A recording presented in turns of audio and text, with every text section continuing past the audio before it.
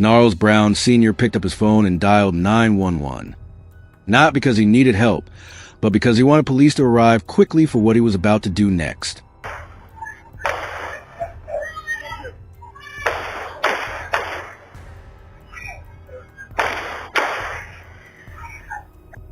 The call wasn't made out of panic or desperation. According to charging paperwork, Brown called 911 before he even started shooting in order to get police on scene quicker. This was premeditation at its most cold-blooded. Stay tuned as we reveal everything about this case. Drop a comment and let me know what you think about this story. Welcome to our channel. Please like this video, share and subscribe to this channel to help raise awareness and spread caution. Let's begin.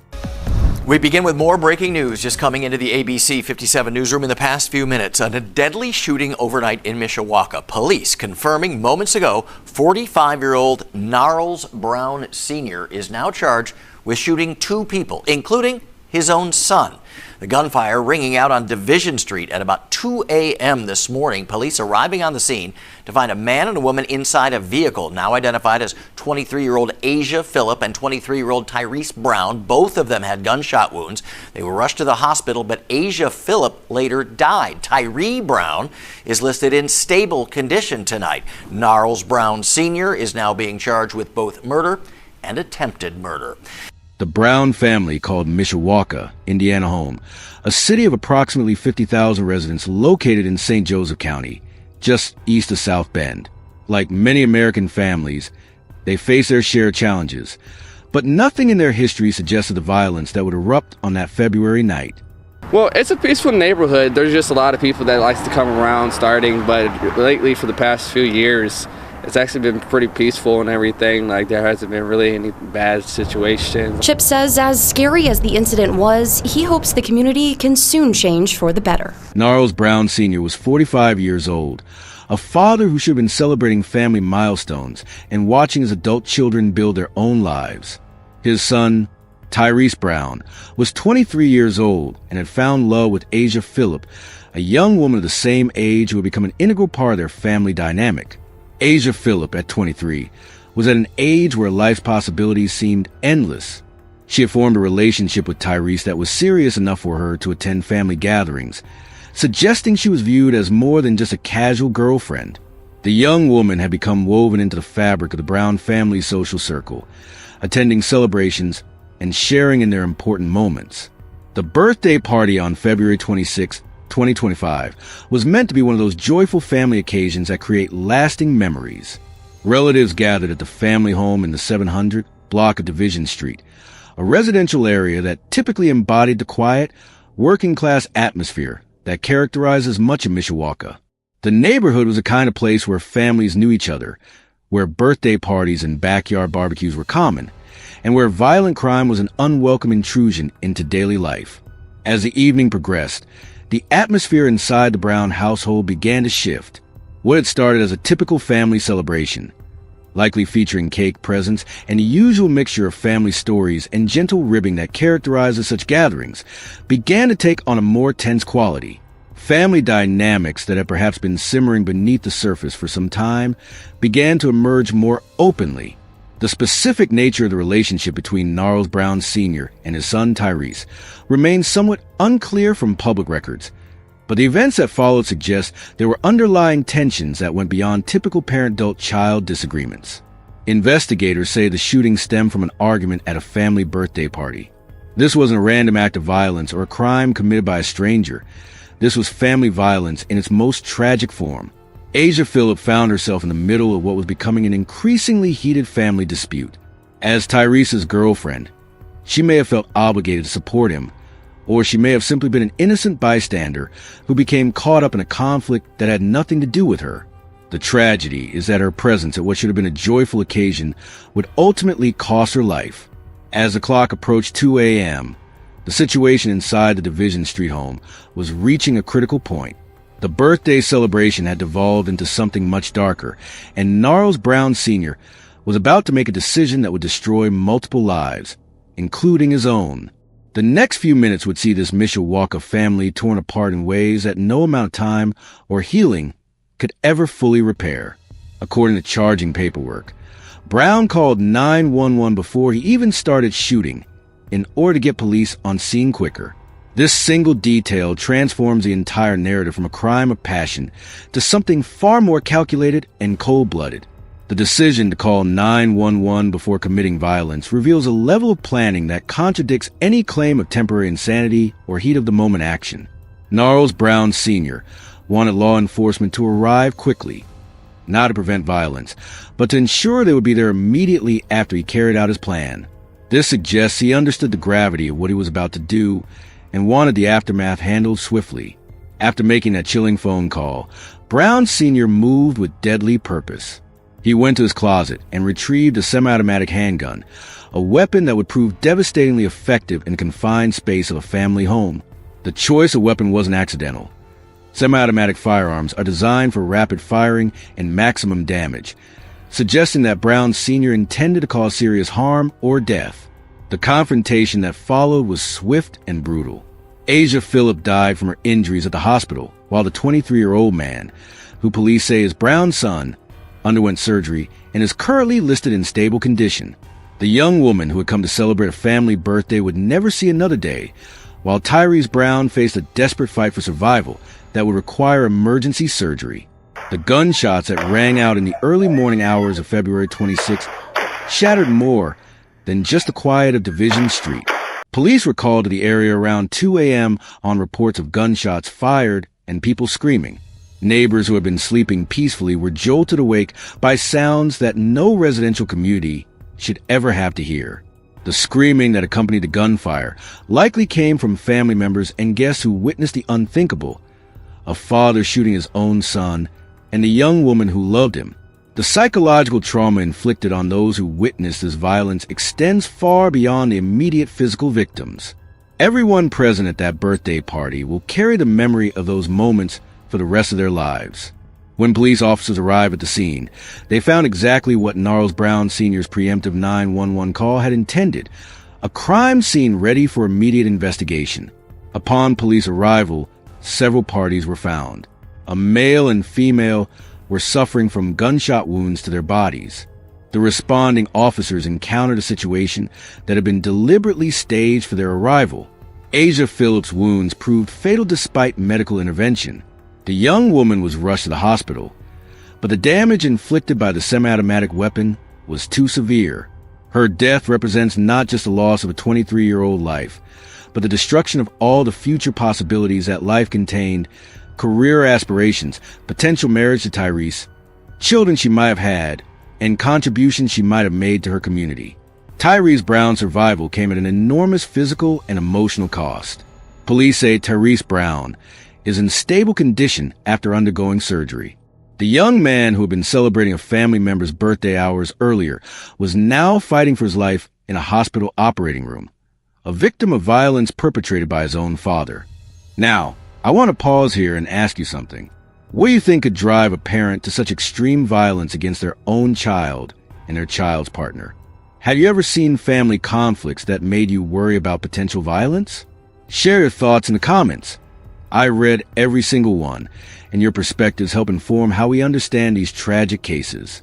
The silver Chevrolet Impala sat on Division Street like a metal coffin.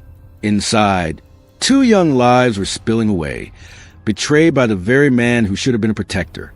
Asia Phillips slumped against the seat, a single bullet wound carving her fate. 22 years old, gone in an instant. She had only come to celebrate a birthday, but instead, she was delivered to the morgue. No hospital rush, no desperate last words, just silence. Beside her, Tyreese Brown was still breathing. Barely. 3 bullets had ripped through him, each one fired by the man who raised him, his own father. Imagine the strength it takes to cling to life after such a betrayal. Not only surviving the bullets, but surviving the knowledge that your dad tried to execute you. Paramedics fought furiously to keep him alive, rushing him into surgery where doctors waged war against his wounds. 3 bullets, 3 strikes, 3 deliberate attempts by Gnarls Brown Sr. to erase his own son.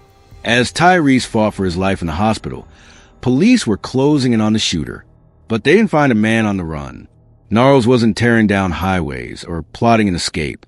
Instead, They found him cowering behind a nearby house, like a coward hiding from the wreckage he created.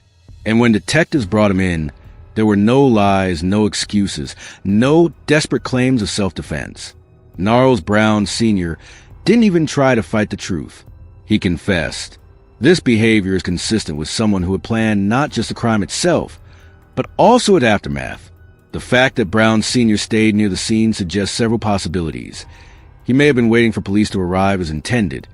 He may have been in shock at what he'd done, or he may have accepted that his actions would inevitably lead to his arrest. Regardless of his motivations, his presence at the scene made the police investigation straightforward in terms of identifying the perpetrator.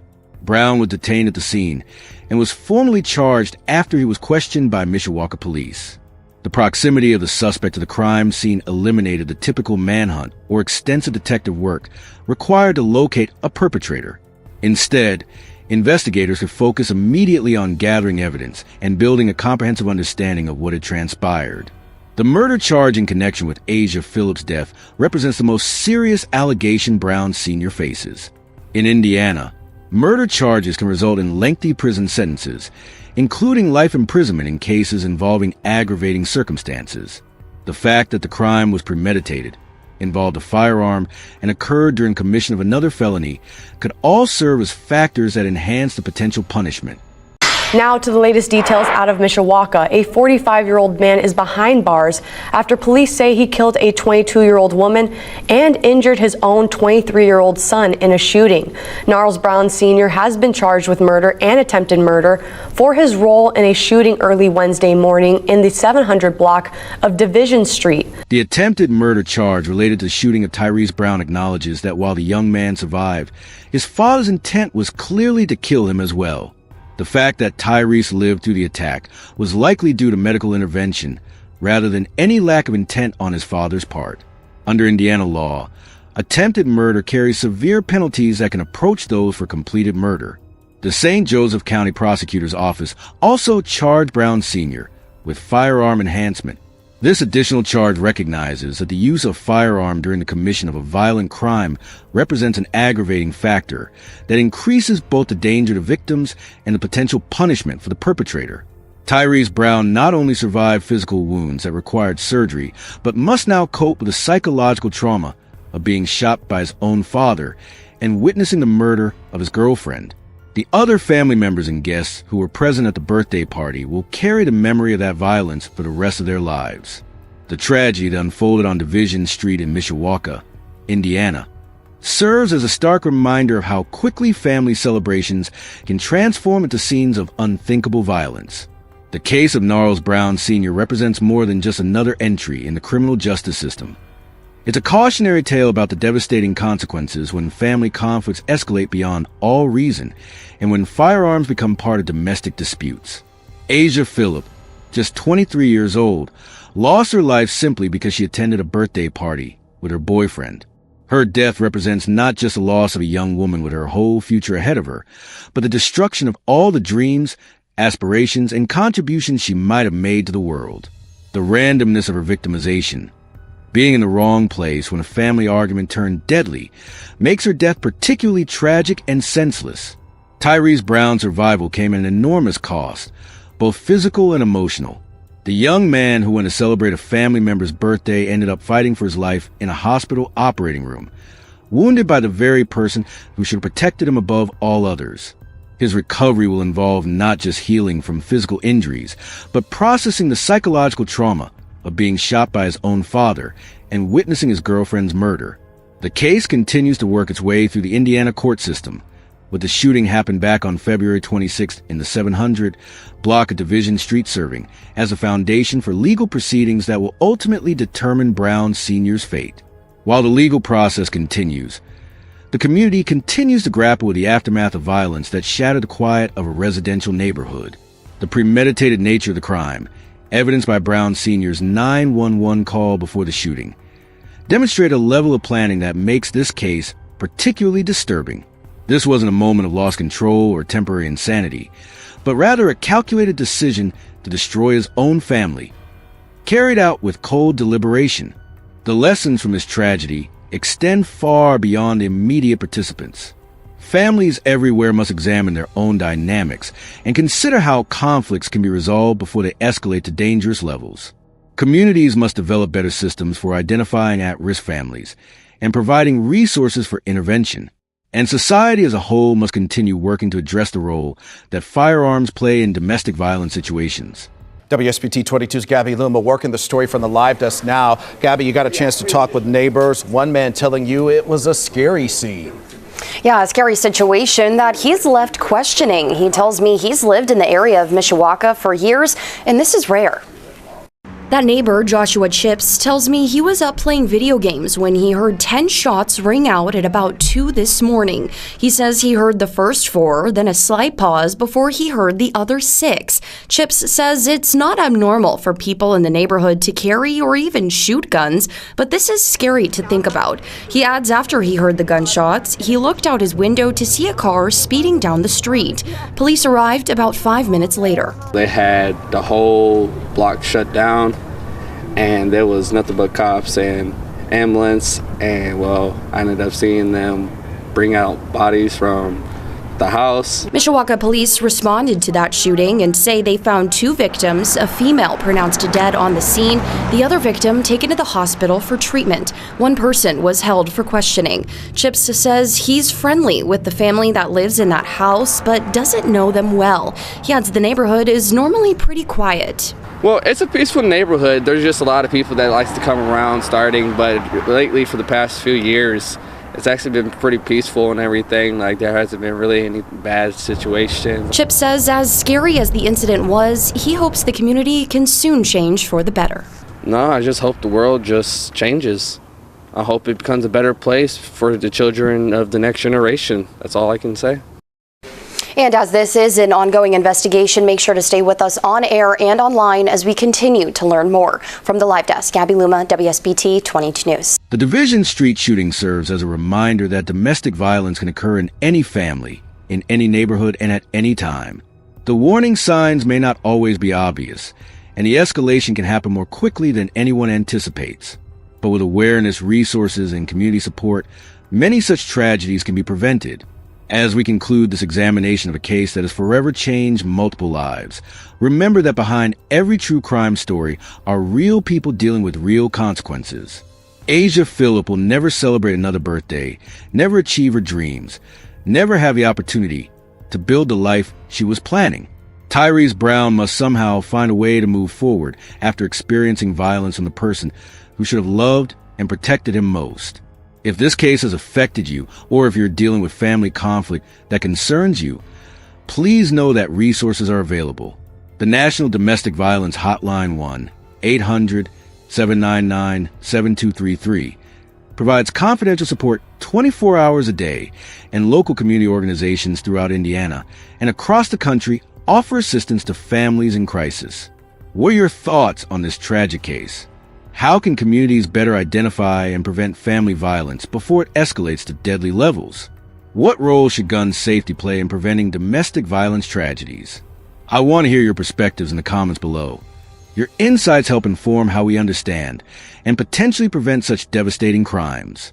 Don't forget to subscribe to True Crime Station and hit the notification bell so you never miss our latest investigations into cases that have shocked communities across America. Next week, we'll be examining another case that demonstrates how quickly ordinary situations can turn deadly and how the justice system responds to crimes that defy understanding. Until then, stay safe, look out for your neighbors, and remember that the strongest communities are those where people care enough to intervene when they see warning signs of violence.